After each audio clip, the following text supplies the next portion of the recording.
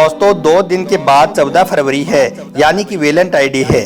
और इस दिन को बहुत सारे लड़के और लड़कियां बड़े ही चाव के साथ और बड़ी खुशी के साथ मनाते हैं, क्योंकि उनको वैलेंटाइन डे का इतिहास सही से मालूम नहीं होता।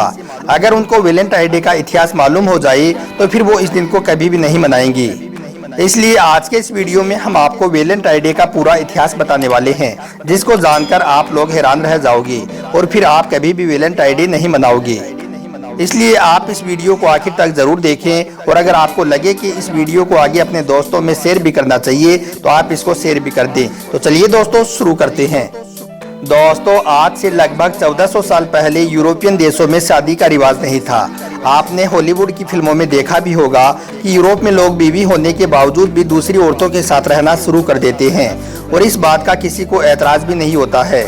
इस तरह से उस वक्त में बिना शादी के मर्द और औरत साथ साथ रहते थे। अगर उन्हें अच्छा नहीं लगता तो फिर वो दूसरे मर्द के साथ या फिर दूसरी औरत के साथ रहने लग जाते। यानी कि उस वक्त में लोग भोग विलास में डूबे रहते और खुल्लम खुल्ला बेहुदा काम होते थे।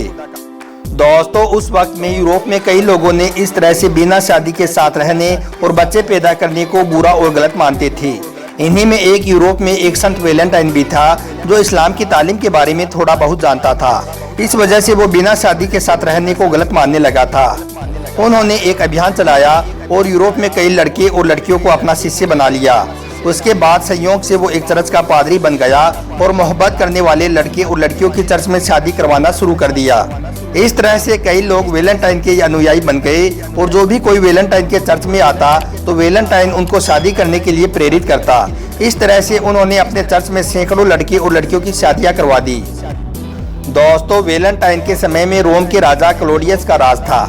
जब राजा क्लॉडियस को वैलेंटाइन के बारे में पता चला कि वो यूरोप की बरसों से चली आ रही संस्कृति को बदलने की कोशिश कर रहा है, तो उस राजा ने सोचा कि हम बिना शादी के मजे में रहने वाले लोग हैं और ये हमारी संस्कृति को बदलना चाहता है।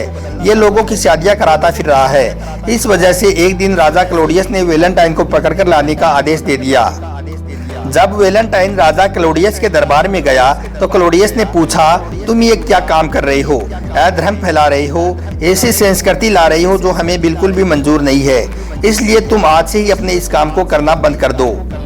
जब वैलेंटाइन ने राजा क्लॉडियस की बात नहीं मानी तो उसने वैलेंटाइन को फांसी की सजा देने का आदेश दे दिया। इस तरह से 14 फरवरी 498 को वैलेंटाइन को फांसी पर लटका दिया गया। उसका गुनाह सिर्फ इतना था कि वो बच्चों की शादियां कराता था। उस समय में राजा छोटी मोटी बातों में ही मौत की सजा सुना देता था और कोई उसका विरोध भी करने की हिम्मत नहीं करता था।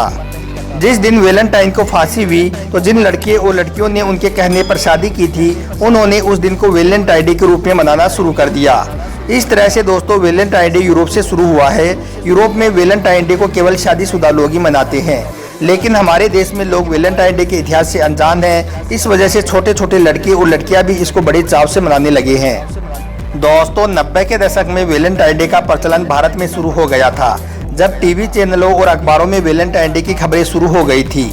इसके चलते आज के दौर में स्कूलों कॉलेजों में अंधाधुंध इस दिन को मनाना शुरू कर दिया गया है। ऐसे लोगों को मालूम होना चाहिए कि वैलेंटाइन डे का मतलब शादी कराना होता है, ना कि सिर्फ दोस्ती करना। आज इसी वैलेंटाइन डे की वजह से हमारे मुआशरे में लव मैरिज शुरू हो गई है, जिसमें माँ बाप की इजाज़त के बगैर लोग अपने जीवन साथी को चुन रहे हैं। भारत वो देश था जिसमें माँ बाप का आदेश सर आंखों पर होता था, लेकिन आज इस वैलेंटाइन डे की वजह से बच्चे अपने आप को माँ बाप से बेहतर मानने लगे हैं।